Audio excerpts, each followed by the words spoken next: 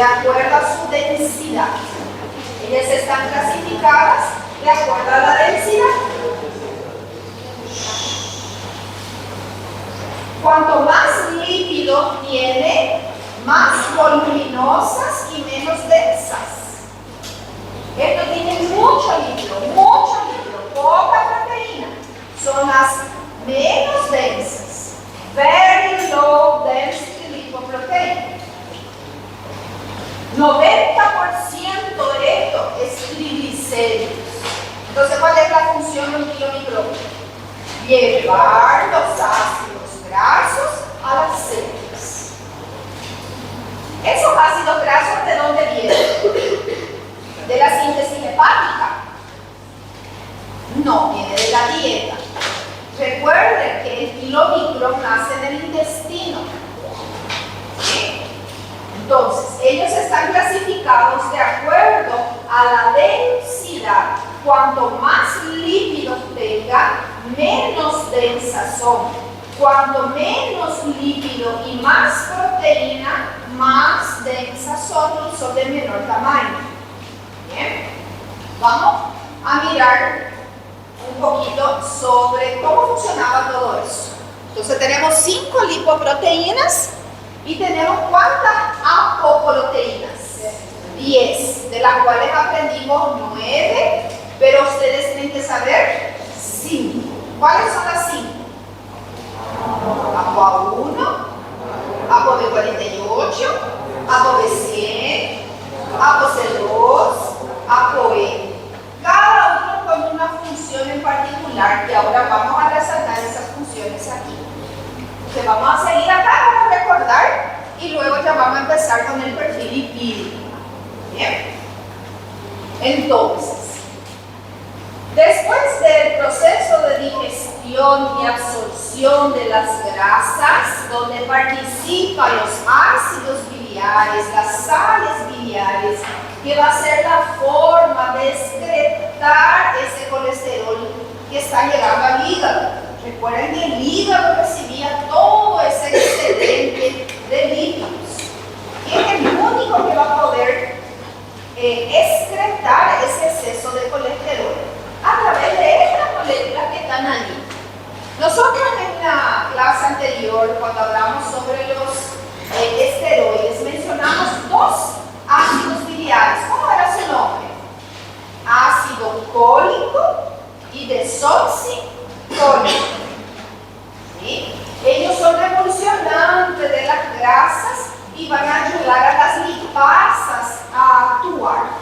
Nosotros tenemos diferentes lipasas. En la boca, en el estómago, en el intestino, en el hígado, inclusive ahí en el endotelio vascular hay una lipasa llamada LPL, lipoproteína lipasa. Entonces, después de la absorción de esos lípidos de la dieta, que nosotros llamamos exógenos, van a nacer los kilomicrones. Por eso ellos reciben el nombre de kilomicrones nacientes. Mucho triglicérido, poco colesterol, poco fosfolípidos y un solo tipo de apoproteína. ¿Quién es? La ApoB48.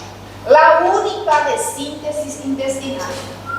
Entonces van a empezar su recorrido por el sistema circulatorio y ellos tienen la misión de llevar los lípidos de la dieta a las células, sobre todo los triglicéridos, los ácidos grasos, porque prácticamente toda su masa es eso. Para poder cumplir esa función de entregar los lípidos a las células necesita de un ayudante. ¿Y quién es su ayudante? La ApoC2 necesita de una apoproteína y no tiene la ApoC2. Otra cosa que debe suceder es que cuando entrega todos sus lípidos y se convierte en kilomicrones remanentes, debe de poder llegar al hígado y para eso necesita de otra apoproteína, ApoE. Entonces hay una lipoproteína que le va a prestar esas 2 apoproteínas. ¿Y quién era la lipoproteína que presta? La HDL.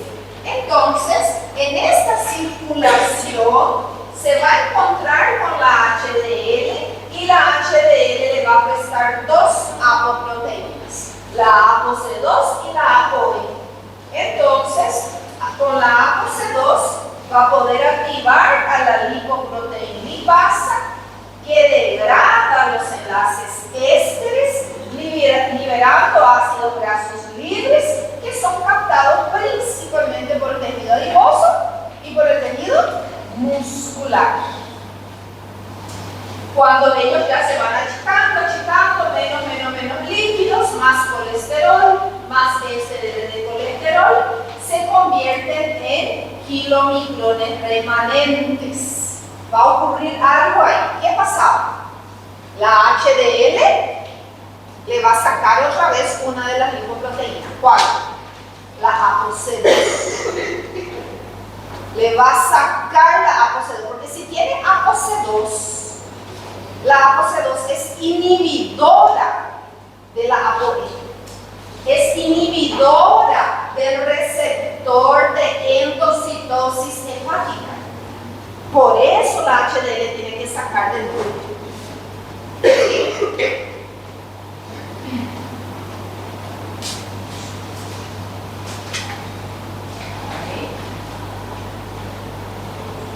Entonces, los kilomicrones remanentes llegan al hígado, el hígado va a fagocitar, endocitar líquido y finalmente llegaron los lípidos de la dieta. Acá dice colesterol, ¿verdad? Porque tiene mucho colesterol, pero acá también llegó ácidos grasos, llegó vitaminas, llegó terpenos, llegaron todas las moléculas hidrofóbicas. Así están llegando. El hígado también recibe lípidos endógenos de producción de tejido extrahepático. Además, él es el mayor productor de colesterol de nuestro cuerpo. Entonces aquí va a haber un pool de lípidos. Hay una mezcla de lípidos endógenos y lípidos exógenos. Y el hígado va a fabricar una lipoproteína para poder enviar todos esos lípidos a las células, porque las células quieren ese lípido para su metabolismo, para producir energía, para guardar, porque es la principal fuente de reserva, para reparar membrana, ¿sí? Para moléculas precursoras de otras sustancias. Entonces, el hígado produce la VLDL, que es algo muy parecido al kilomicrón. ¿Qué apoproteína tiene la VLDL en ese momento?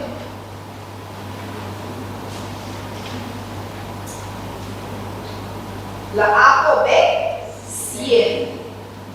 Ahora va a salir la ApoB100 a la circulación. ¿Y qué habíamos dicho sobre la ApoB100? Que era muy heterogénica, que era muy pesada, era citotóxica para el endotelio vascular. Es ahí que va a salir ahora la ApoB100. Ella es de síntesis hepática. Entonces sale a la circulación la ApoB100 con la VLDL, no con la LDL. El hígado no fabrica LDL. Esto se va a convertir en LDL. ¿Sí? Entonces, la ApoB100 es una apoproteína de síntesis hepática que es lanzada a la circulación en conjunto con la VLDL. Forma parte de la VLDL. ¿Okay? ¿Y qué va a pasar con esa VLDL en la circulación? Una vez más se va a encontrar con las HDL que le va a volver a prestar también, ¿verdad? A esta lipoproteína, estas dos apoproteínas que ya había prestado acá. También le va a prestar ApoC2 y ApoE. Gracias a la ApoC2 va a activar a la lipoproteína lipasa, que degrada los enlaces éster, liberando ácidos grasos libres que serán tomados por los tejidos extrahepáticos. A medida que eso va sucediendo, va cambiando su densidad, va cambiando su composición y se convierten en IDL.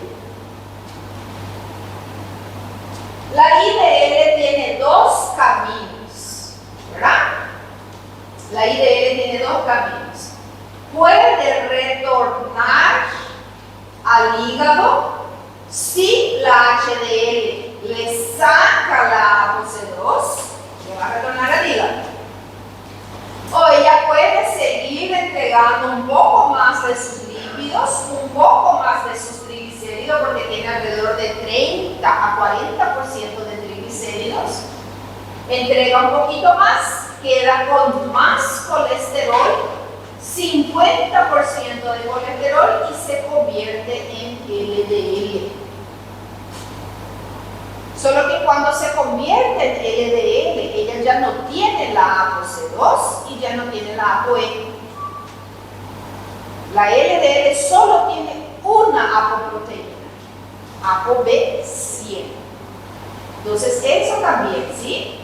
En un momento dado, la HDL le va a sacar esas apoproteínas y cuando tenga esas concentraciones características de la LDL, ella se va a convertir en LDL, que puede ir al hígado o a cualquier tejido extrahepático, porque todas las células de nuestro cuerpo tienen receptores para la ApoB100, todas. Entonces, de esa manera, como nuestras células efectivamente van a estar recibiendo el colesterol que produce el hígado y el colesterol que viene de la dieta.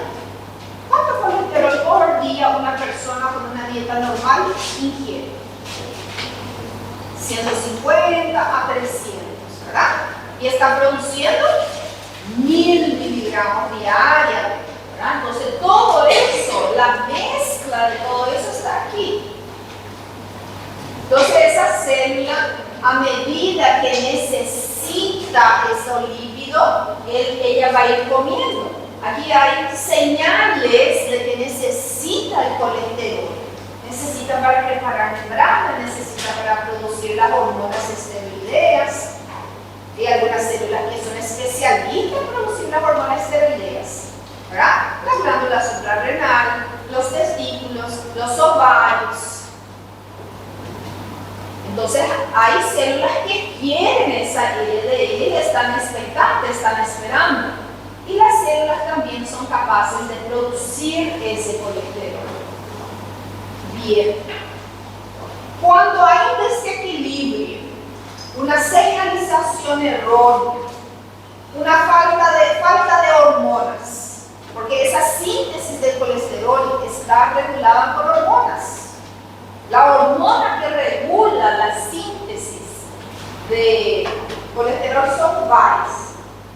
Tenés la testosterona, tenés la hormona tiroidiana, tenés el glucagón, ¿verdad? Pero entre esas, el glucagón y la T3 son las que son el freno de la síntesis de colesterol, son las que dicen basta, hasta acá es el índice de síntesis endógeno. Esas dos hormonas principales, T3 y glucagón. Y hay otras hormonas que son el acelerador para la producción del colesterol, como por ejemplo la insulina y el cortisol. Entonces la insulina, el cortisol son los que promueven la biosíntesis endógena del colesterol. Y cuando hay un desequilibrio entre esas hormonas, entonces la biosíntesis también está desequilibrada. Y es increíble cómo siempre a expensas de una mayor producción de colesterol. ¿Sí? Entonces esa célula empieza a producir mucho colesterol y ya no va a empezar a captar más LDL, porque la señal le está diciendo que ya no necesita colesterol, porque ya hay mucho aquí adentro. ¿Sí? Entonces, ¿qué va a pasar? Estos receptores LDL se van a invaginar, se van a esconder, no se van a expresar en la membrana.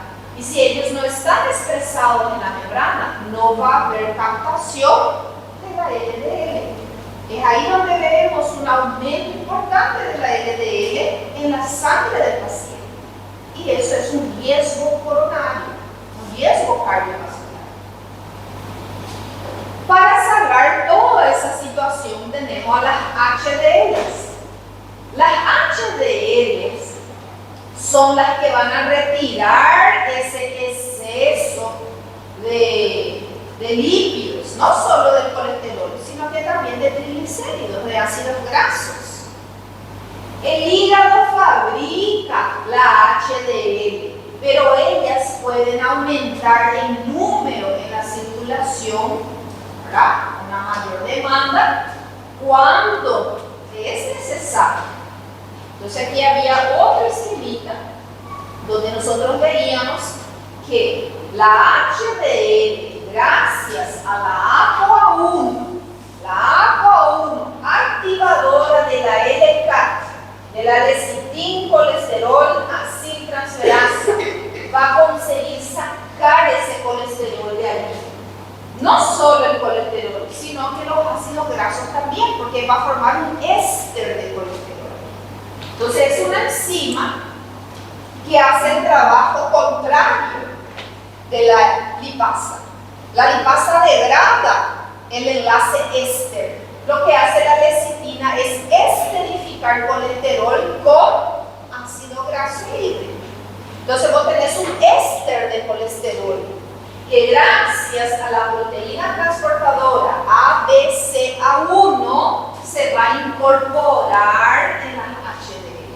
Entonces ya van a comenzar a incorporar esos lípidos. Y gracias a la ApoA1, gracias a la ApoA4 que ella tiene, la HDL va a llevar estos lípidos al colesterol. Y eso es lo que se llama transporte reverso del colesterol. Transporte o el flujo del colesterol también pueden encontrar en los libros. Entonces, ese hígado va a procesar, va a usar, va a almacenar, va a excretar en forma de LDL de nuevo o va a excretar en forma de ácidos biliares, ¿sí? A través de la bilis. Y así se completa el circuito de las lipoproteínas. Quiero saber si aquí hay alguna duda. Si hay algo acá que quieren que yo repita sobre cómo es el proceso. Si alguien no entendió alguna de las funciones de las apoproteínas o lipoproteínas. ¿Está todo bien? Bueno, para finalizar entonces esta parte, recordar esto, que la PLDL es la que va a sacar la ApoB100 a la circulación. Ella se transforma en LDL. Ella se transforma en LDL. Y estas tres lipoproteínas, por poseer la ApoB100, son muy aterogénicas. Son las que van a promover la formación de la placa de ateroma. Factor de riesgo coronario importante. Sin embargo, la HDL es la única que tiene la ApoA1, ApoA2, ApoA4. ¿Sí? Y ellas son consideradas antiaterogénicas. La ApoA1 y la ApoA4 es la única que saca el exceso de lípidos de la célula y lo lleva al hígado para que sea excretado. Las otras no hacen eso. No es su función, no es su trabajo. Además, la HDL es reservoria de las apoproteínas para prestar a las demás. ¿Se entiende esa parte? Ella es considerada entonces antiaterogénica.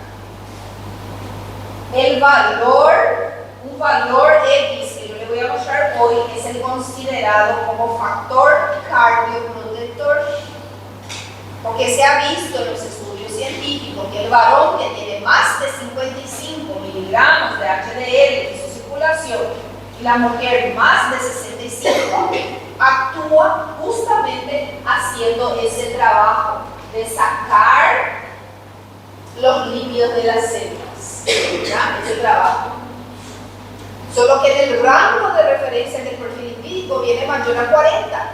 Solo que con 40, 41, 45 no se ve ese beneficio. Se ve a partir de 55 en los varones y a partir de 65 miligramos en las mujeres. ¿Sí? Y por eso es considerado el valor cardioprotector.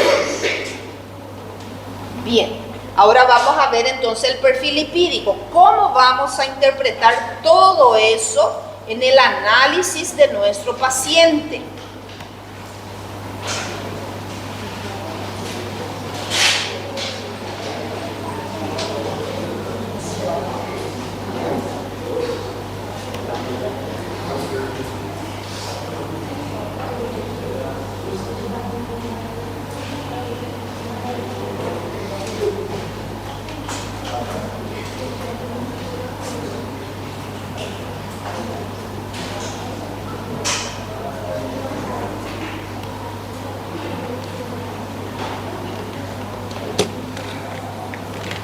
¿Qué es lo que es el perfil lipídico entonces, verdad?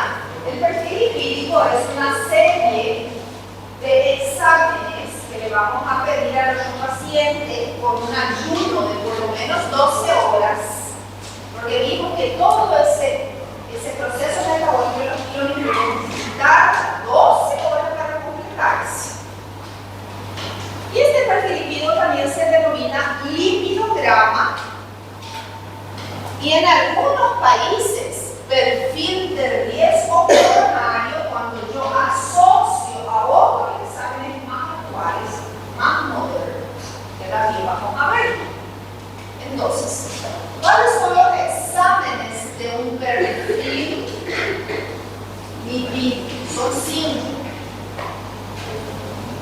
Colesterol total,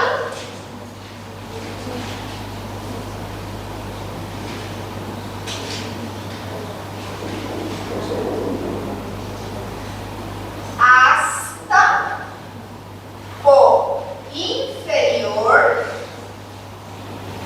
a 200. Así le va a pedir el resultado, el valor de referencia para hombres o mujeres adultos.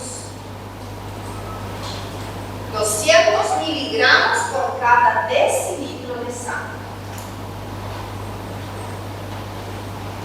Luego yo voy a tener las fracciones lipoproteicas que contiene a ese colesterol total. Aquí voy a tener el HDL, colesterol. O puede figurar colesterol ligado a la HDL. Así puede figurar en el lado. Resultado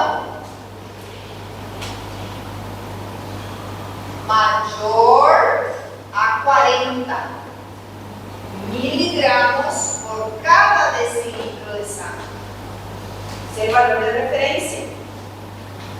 Solo que no es el valor cardioprotector. El valor cardioprotector es varones mayor o igual a 55. Como le dije, todos los estudios demuestran que a partir de este valor, recién la HDL realmente está pudiendo sacar los lípidos de las arterias. Y las mujeres, mayor o igual a 65. Sobre todo la mujer premenopáusica o postmenopáusica, porque baja los niveles de estrógeno, los niveles hormonales, y también baja ese control de la biosíntesis de colesterol. Ella tiende a producir más colesterol y usar menos. Entonces, ¿cuál es la naturaleza química de los estrógenos de la mujer? Colesterol. Y si ella no está fabricando más tanto estrógenos, ¿qué pasa con todo ese colesterol? Se queda en la circulación, se queda en la célula. ¿Por qué? Porque ella ya no está más produciendo los niveles de estrógeno de cuando tenía 20, 30 o 40. ¿Sí? Luego tenemos aquí la LDL colesterol. va a ser hasta 100 o inferior a 100 en algunos laboratorios de Córdoba. Vamos a poner aquí las mujeres.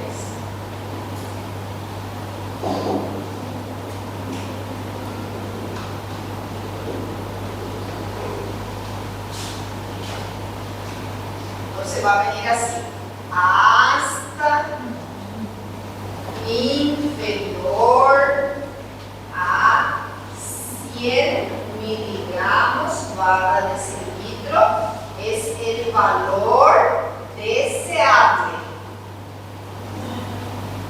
El valor deseable, que antes se decía óptimo, es hasta 100. Pasó de 100, 101, 102, ya es un valor considerable, no deseable en la circulación del paciente. Después tenemos la PLDL, colesterol, que va a ser hasta 30.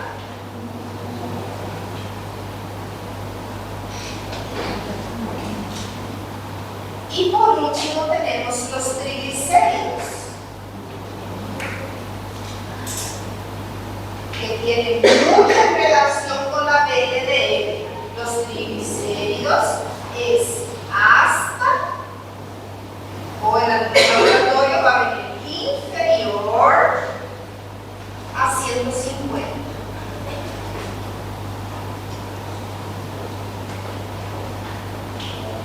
Entonces ahí yo tengo un perfil lipídico. Tiene 5 resultados. Colesterol total, HDL, LDL, LDL y tiene también los triglicéridos. Cuando yo ya sé que mi paciente es un paciente con riesgo cardiovascular, yo ya sé que mi paciente es un paciente obeso, es un paciente hipertenso, es un paciente que fuma, es un paciente que toma bebida alcohólica regular. Entonces, es un paciente con factor de riesgo coronario importante. Yo tengo que asociar estas dos apoproteínas a su perfil lipídico. Entonces, tengo que pedir una ApoA1, que era la ApoA del HDL. Tengo que pedir una ApoB, que es la ApoB de la LDL, VLDL y DL.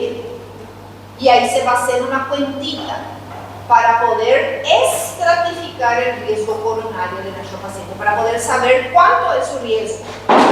Es un riesgo leve, moderado o alto. ¿Sí? Vamos a hacer una cuentita ahí.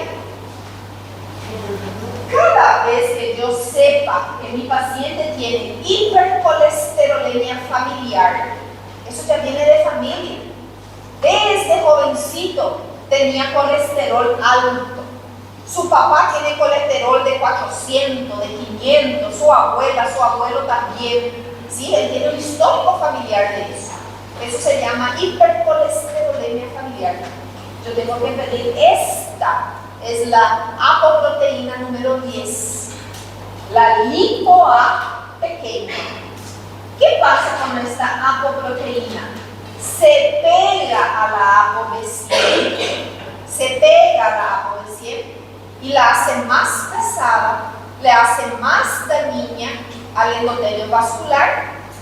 El endotelio vascular se inflama y propicia la formación de coágulos. Entonces, el paciente que tiene una lipoA pequeña fuera del rango tiene 2 a 3 veces mayor probabilidad de tener un ACV y un IAM que otro paciente que tiene este valor dentro del rango. Y los pacientitos con hipercolesterolemia familiar son los factores de riesgo importantes. Entonces, hay que pedir esto a todo paciente con hipercolesterolemia familiar. ¿Bien? Entonces se amplía el perfil lipídico con más estos 3 análisis y ahí podemos estratificar el riesgo coronario de nuestro paciente. Sí. Es la suma de todos esos. Es la suma de todo ese colesterol que estaba circulando en las diferentes proteínas. Entonces se va a hacer una reacción química que va a lisar todo esto, va a destruir todo eso y va a liberar el colesterol que todas las lipoproteínas tienen en la circulación y se va a medir ese colesterol. Ese es el colesterol total. Y luego te va a contar cuánto por ciento de ese colesterol está en HDL. Ese va a ser el valor del HDL. ¿Cuánto de todo ese colesterol estaba en la LDL, en la VLDL y en los triglicéridos aparte, ¿verdad? Bueno, ¿qué pasa acá? Que esta LDL es un cálculo, es una fórmula. No se determina en la máquina, en el equipo. Entonces es una estimativa. Este VLDL es la misma cosa. Es un cálculo, es la aplicación, es triglicérido dividido 5. Triglicérido dividido 5 es VLDL. Es una estimativa. ¿Okay? Por eso es tan importante medir la ApoA1, la ApoB, para que yo pueda dimensionar con seguridad el riesgo probable de mi paciente, porque estos no son valores reales con exactitud y con precisión. Es una estimativa. Bien. Bueno, vamos a mirar un perfil lipídico acá de un paciente. ¿Qué miramos el perfil lipídico de un paciente? Vamos a mirar, ese es tuyo, ¿sí? Vamos a mirar primero sus datos y después se va a buscar. Sí, vamos a anotar aquí.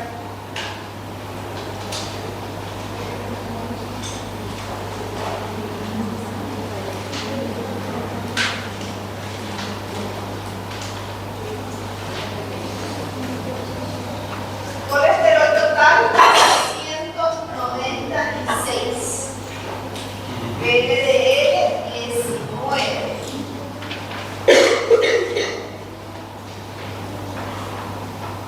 LDL 108,5.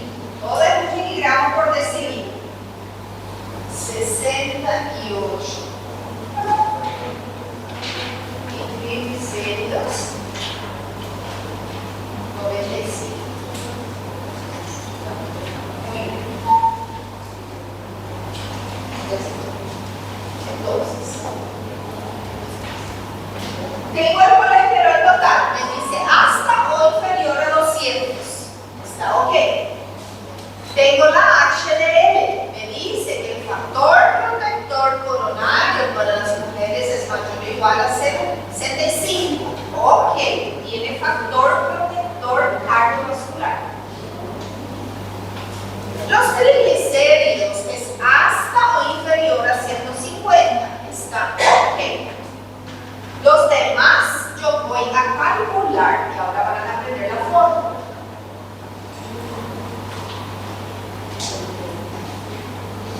Vamos a ver si coincide ahí. LDL colesterol es colesterol total menos la HDL menos triglicéridos dividido 5. Entonces, LDL colesterol es 196 menos 68 menos 97 dividido 5. Esto también es la VLDL.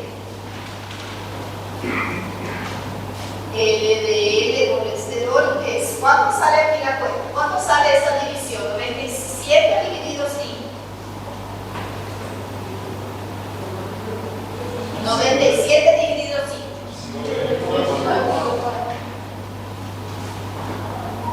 Aquí.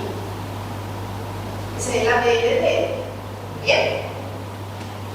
196 menos 68 menos 19.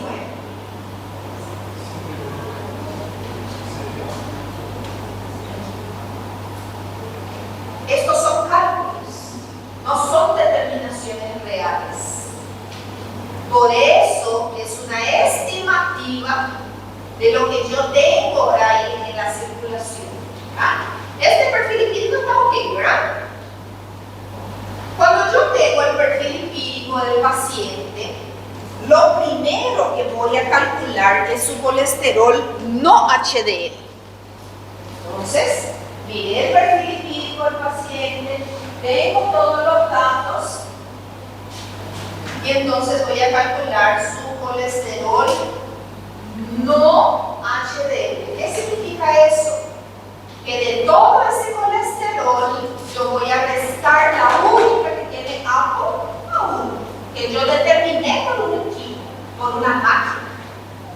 ¿Y qué es lo que va a sobrar? Va a sobrar las lipoproteínas ricas en ApoB.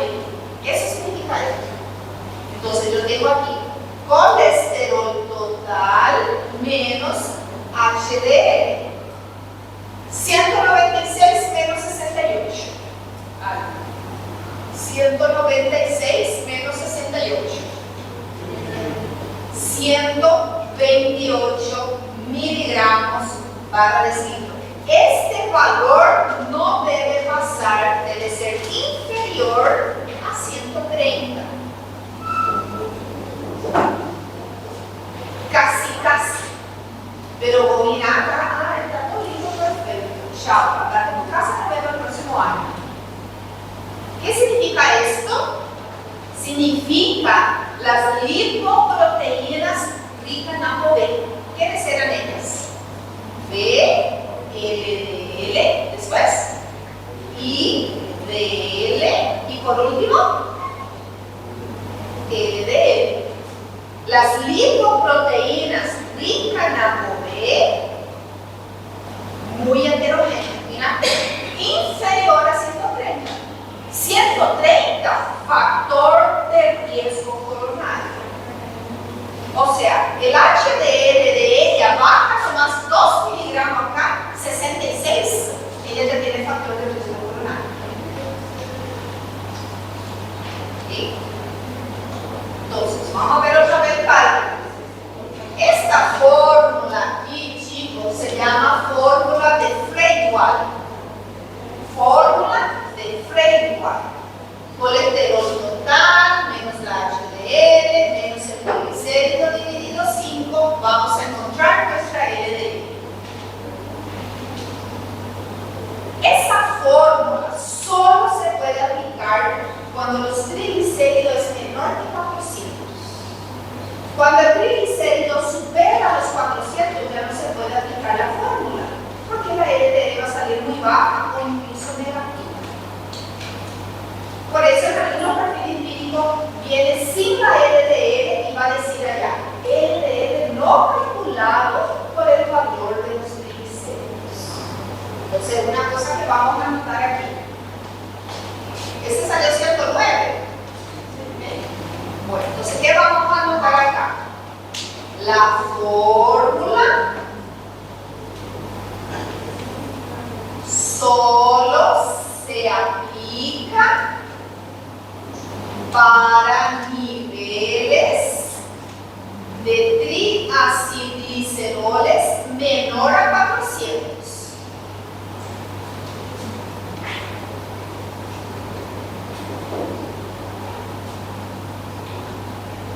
Entonces, vamos a hacer un ejemplo. Vamos a suponer que el triglicérido de ella era 400. Vamos a la fórmula. 400 dividido 5. ¿Cuánto es? 80. Entonces vamos a hacer 196 menos 68 menos 80. 196 menos 68 menos 80. ¿Cuánto salió? 41. ¿Cuánto salió? 48. Entonces, ¿cómo que de todo este colesterol acá, 48 va a ser la LDL? No da para usar, pierde su linealidad, ¿sí? No se puede usar. ¿Ah? Entonces, esta fórmula de Frey-Wald solo se puede usar cuando los niveles de triglicéridos son inferior a 40. En Brasil hay una nueva fórmula que es la fórmula de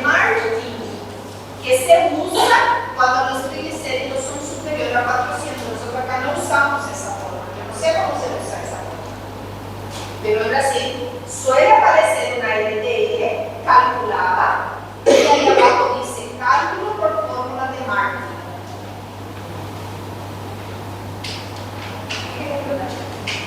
Era para generar nuestra comida. Ah, bueno.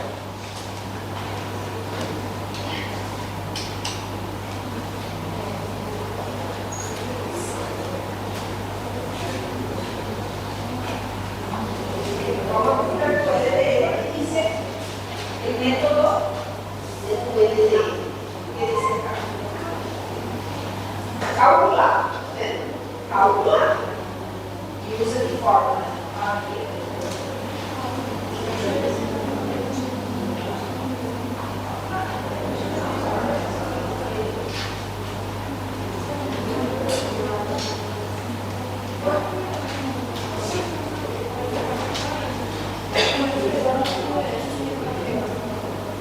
Factor principal de riesgo de cardiopatía inferior a 40.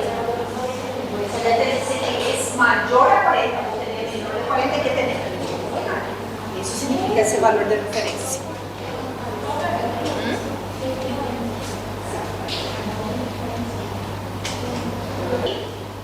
Ya sabemos que la LDL es calculada y la VLDL también. Entonces nosotros tenemos una estimativa de las lipoproteínas ricas en ApoB. La única que fue determinada por una reacción química medida en el equipo fue la HDL, el colesterol total y el triglicéridos. ¿Está bien?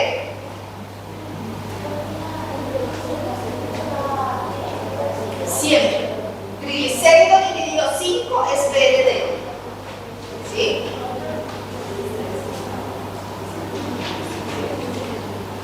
Más. Sí, vamos a ver ya enseguida. Entonces, ¿qué más aprendimos? Que la fórmula de calcular la LDL es la misma fórmula de Frey-White, pero que se puede aplicar con triglicéridos menor a 400.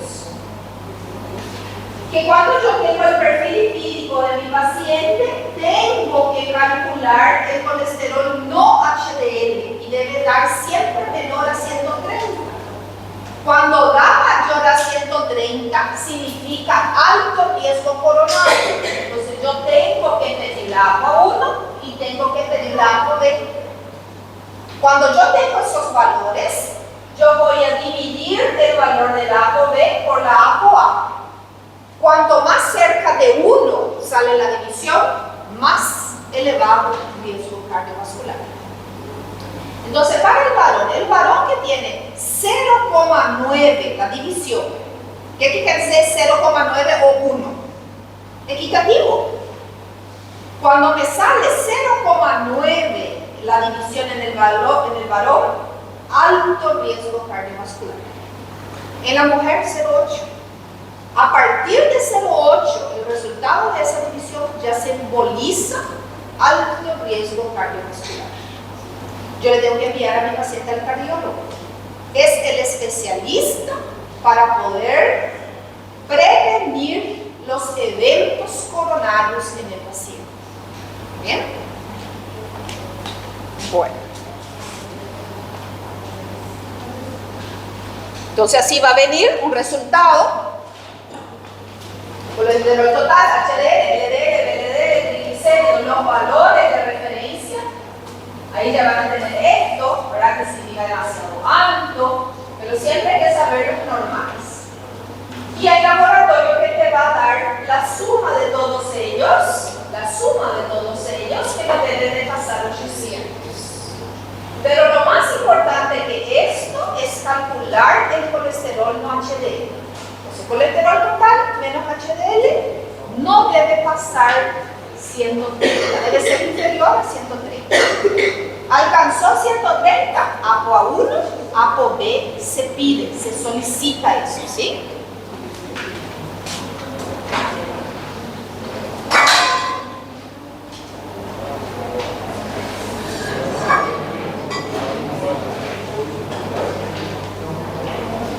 Entonces, ¿qué ¿Qué vamos a ver ahora? El perfil lipídico y las dislipidemias. Cuando yo miro el perfil lipídico de mi paciente y hay una alteración, esa alteración lipídica se llama dislipidemia. Y yo tengo que clasificar eso, qué tipo de dislipidemia tiene mi paciente. Y eso se hace en el momento.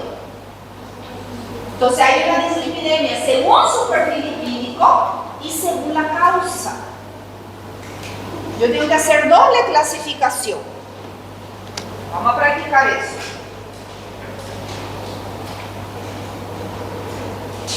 Perfil lipídico y las dislipidemias. Clasificación. Las dislipidemias son los disturbios lipídicos. Eso significa dislipidemia. Disturbio, ¿verdad? Cuando esos lípidos están mal, no están bien. Y pueden ser de diferentes maneras. Y por eso yo tengo que clasificar eso. Yo lo voy a hacer mirando el resultado de mi paciente.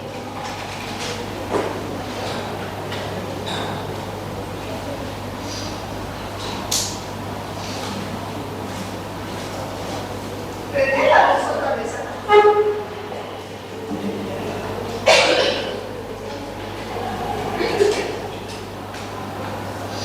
Clasificación de las dislipidemias.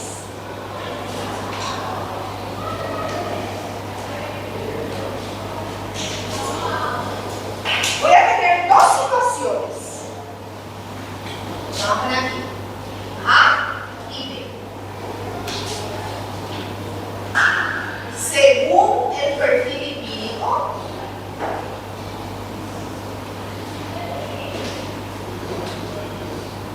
mirando el perfil lipídico, yo voy a hacer esa clasificación y según la etiopatogenia o la etiología, la causa significa eso.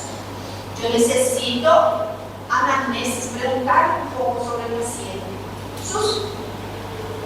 su forma de comer, qué es lo que come, hace actividad física, es sedentario, cómo son sus padres, si hay antecedente familiar precoz de infarto o miocardio, si su papá ya tuvo los infartos, si tiene stent, hace cuánto apareció eso. Todo aquí yo voy a investigar clínicamente. Aquí es mirando el perfil lipídico, esto es laboratorial y esto es clínicamente. Según el perfil lipídico, nosotros vamos a tener 4 situaciones posibles. 1. El colesterol total del paciente está alterado, pero su triglicérido no.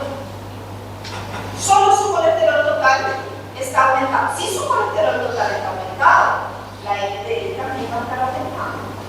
Entonces yo voy a tener acá un paciente con hipercolesterolemia.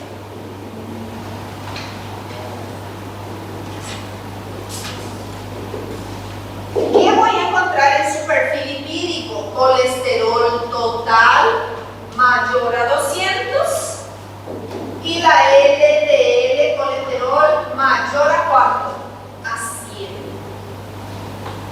Entonces, aquel paciente que tiene HDL bueno, LDL bueno, triglicéridos bueno, pero colesterol total alto, LDL alto, hipercolesterolemia. Segundo, el colesterol total y la LDL de este paciente está bien. Está bien también su HDL. Y yo lo que encontré fue los triglicéridos elevados. Ese paciente tiene entonces hipertrigliceridemia. Hipertrigliceridemia. Entonces, ¿qué es lo que voy a encontrar en su perfil lipídico? Triacilgliceroles mayor a 150. ¿Y quién era la lipoproteína que más de 60% tiene triglicéridos? la VLDL. Entonces la VLDL también va a estar mayor a 30. Pero yo miro su HDL, está bien, miro su LDL, está bien, miro su colesterol, está bien.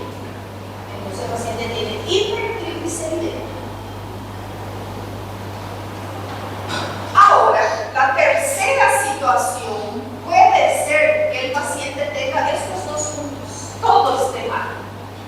Tiene su colesterol alto, la LDL alta, el triglicérido, la LDL. Eso se llama hiperlipemia mixta o combinada. Hiperlipemia mixta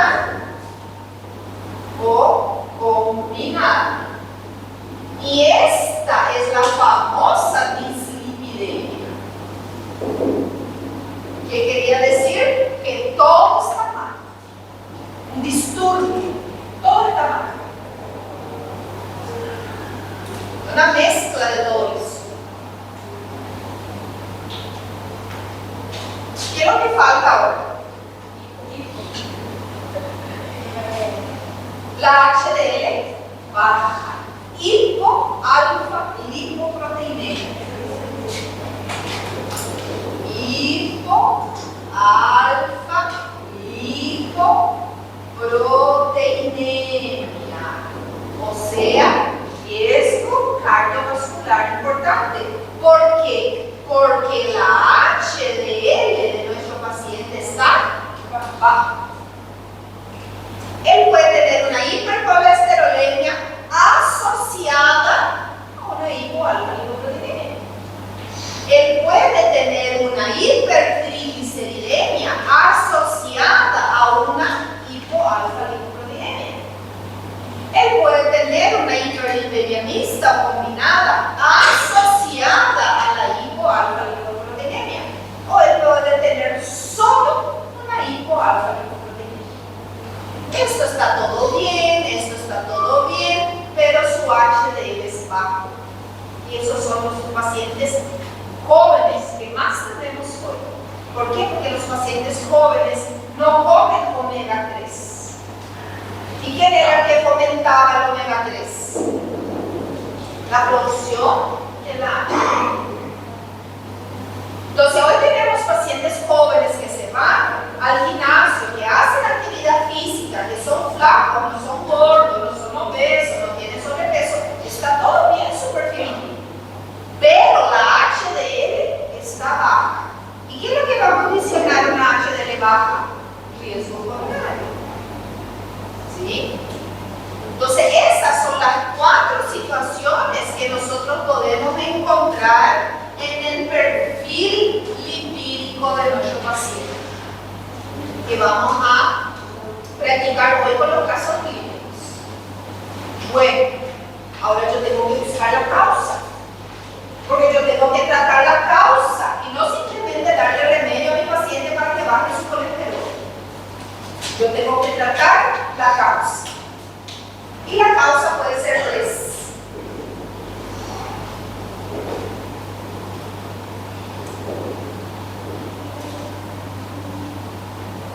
Causa primaria, o sea, genética. ¿Cuándo voy a desconfiar que sea genética? Primeramente, valores muy elevados. Paciente con colesterol mayor a 300, triglicérido mayor a 400. O eso puede ser genético.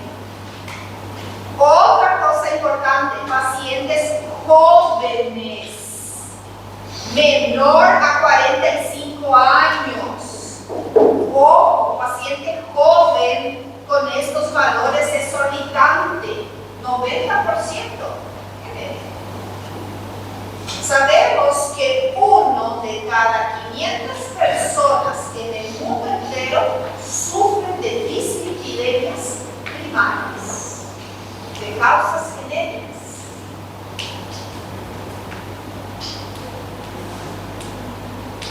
Segundo,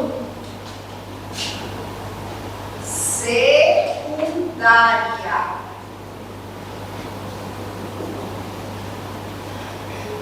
¿Secundaria a qué? A una patología de base. Nuestro paciente es un paciente enfermo, es un paciente diabético, con hipotiroidismo, obeso, hipertenso, toma luego 2-3 medicamentos diferentes. Entonces, la dislipidemia va a venir secundaria a una patología de base.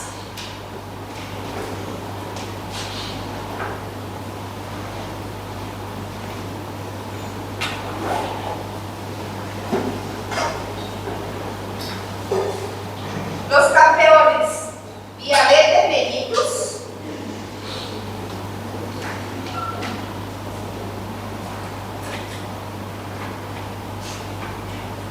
pacientes hipertensos,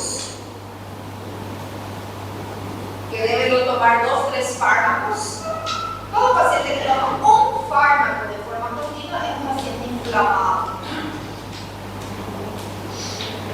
Hipotiroidismo.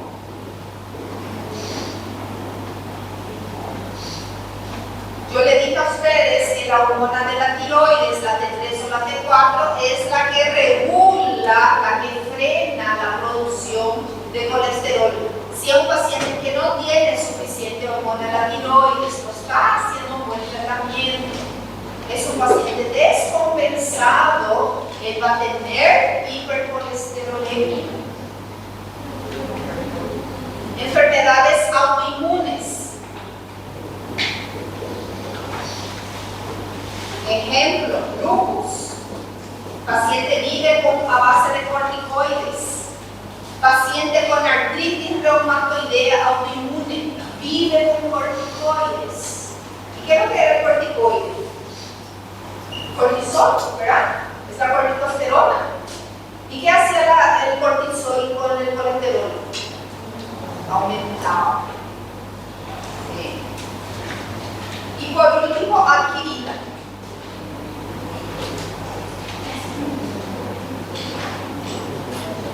Adquirida por los malos hábitos incorporados por el propio paciente. ¿Qué va a entrar acá? Su dieta, ¿verdad? Va a comer, tiene que comer 2.000 calorías y come 4.000. Sedentarismo, no practica ninguna actividad física. Después, alcohol, tabaco. El alcohol afecta mucho el hígado. Y cuando el hígado también, cuando está inflamado, cuando está, ¿verdad? No va a poder metabolizar todo. Recuerda que el hígado está recibiendo todos sus líquidos. Tiene que metabolizar. Entonces, aquí nosotros vamos a indagar, vamos a preguntar al paciente, vamos a investigar factores genéticos. ¿Desde cuándo empezó? ¿Puede tener una primaria y una adquirida juntos? Sí. Él puede tener factores genéticos y se puede portar mal también. ¿Verdad? ¿Puede tener diabetes y portarse mal? Sí, es lo que más hay. Paciente diabético, difícil de tratar. Paciente obeso, más ahí. ¿Para qué? ¿Verdad? ¿Para qué? Ya estoy luego todo enfermo, ya estoy luego así. De algo tenemos que morir. Así te dice tu paciente.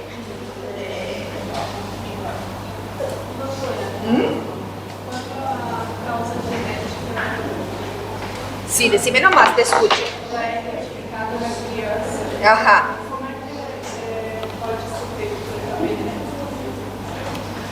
Sí, la educación alimentaria, la base de todo, ¿verdad? La actividad física.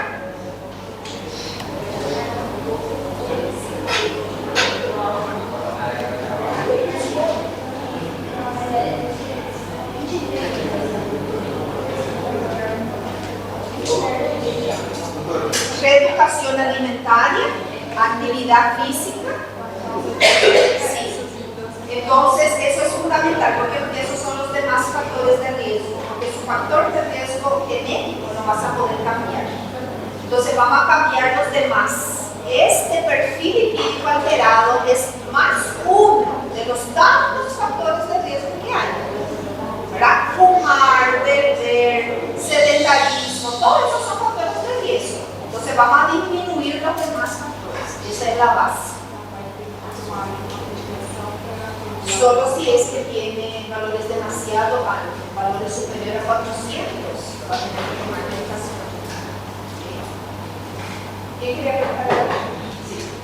¿Hay alguna epidemia con la baja nivel de colesterol?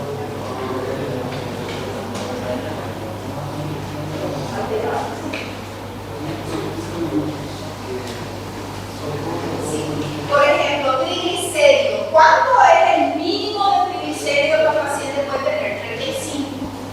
35 es normal. Por debajo de 35 hay que ver qué es lo que está pasando.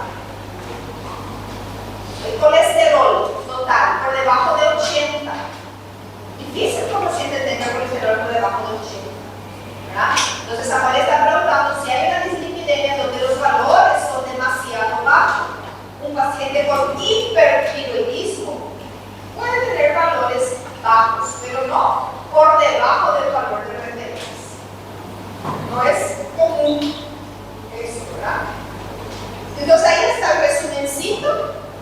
Según el perfil lipídico, la hipercolesterolemia, que también lo podés decir aislada, ¿por qué? Porque solo esto está alterado. La hipertrigliceridemia, que también lo podés decir hipertrigliceridemia aislada, porque solo esto está alterado. Tenés la mixta o combinada, que va a ser la combinación de las dos, y tenés la hipoalfa-lipoproteinemia. Recordando que ella puede estar asociada a cualquiera de estas otras situaciones. Luego tenés la causa primaria, secundaria o adquirida. Secundaria a enfermedades de base. ¿Verdad? Las enfermedades renales, linfáticas, embarazo inclusive. Hay embarazos que son muy difíciles de llevar, ¿verdad? La pacientita tenía que subir 10 kilos y subió 30. La pacientita no tenía diabetes mellitus y ahora tiene una diabetes gestacional. En esos casos. Sí. Sí.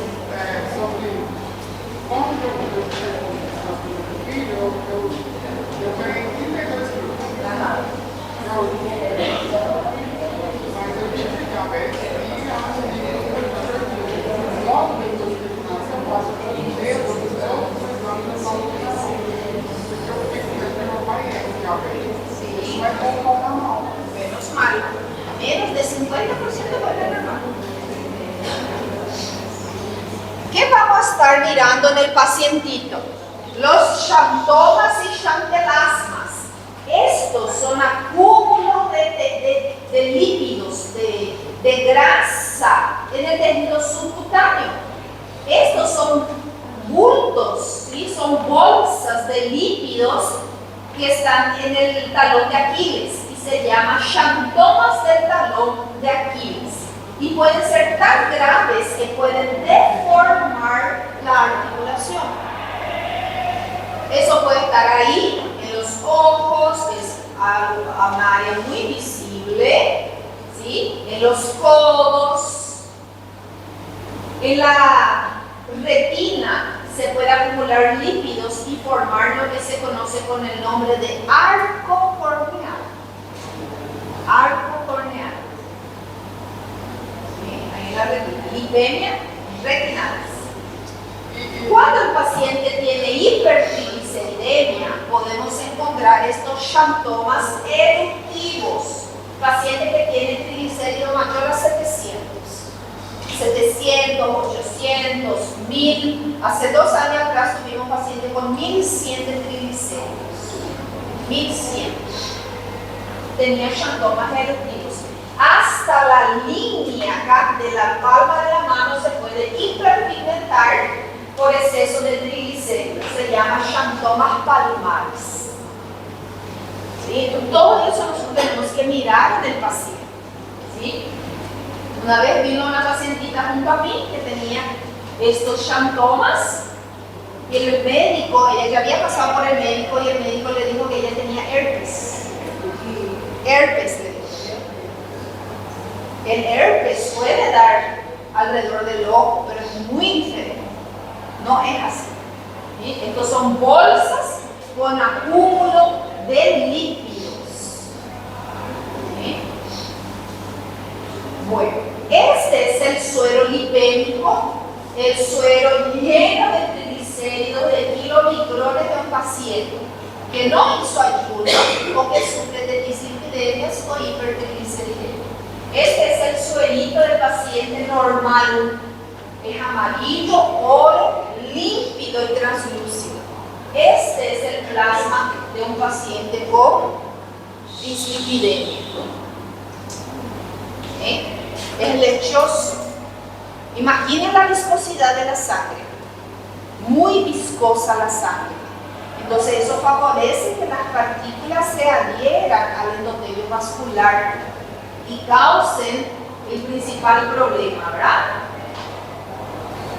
El acúmulo de grasa en las arterias.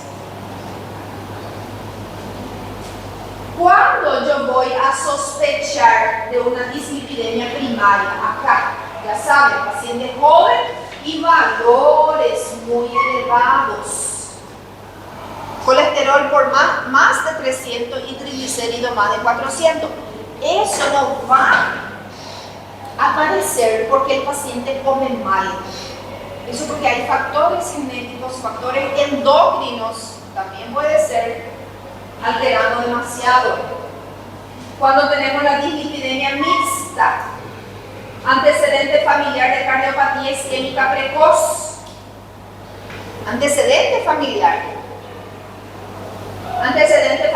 de las dislipidemias, arco corneal y los xantomas. Cuando voy a encontrar esto en tu paciente, tenés que saber que es de causa primaria. Son los pacientitos que requieren mayor cuidado, son los de mayor riesgo coronario. Son los más difíciles de tratar. ¿Sí? Porque no vas a cambiar de meta.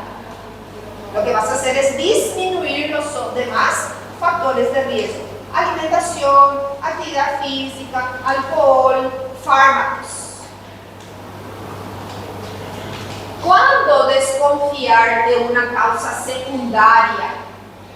Enfermedades de base. Hipercolesterolemia, hipotiroidismo. Entonces, ¿qué tengo que pedir en el paciente? Un perfil de la tiroides completo. Hipertrigliceridemia, paciente obeso, paciente diabético, paciente que consume alcohol, paciente con lupus eritematoso sistémico, paciente con enfermedades renales crónicas, paciente que toma isotretinoína, el famoso Roacutan, paciente que toma corticoides, descenso del HDL, obesidad, diabetes mellitus, el síndrome metabólico, el paciente que se alimenta mal también, ¿verdad? Que dijimos no tiene omega 3 en su dieta.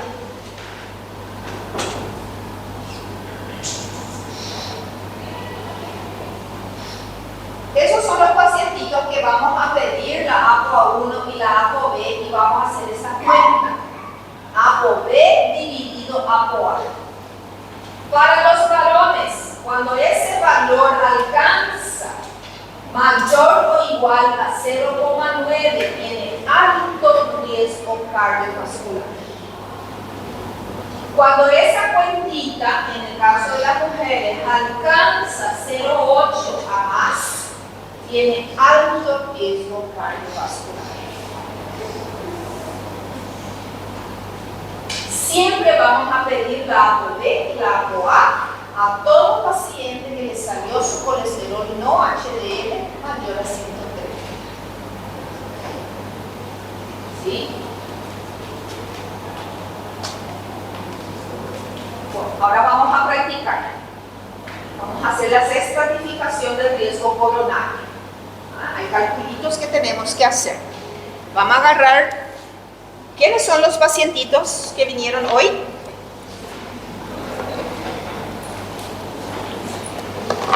Vamos a preparar acá.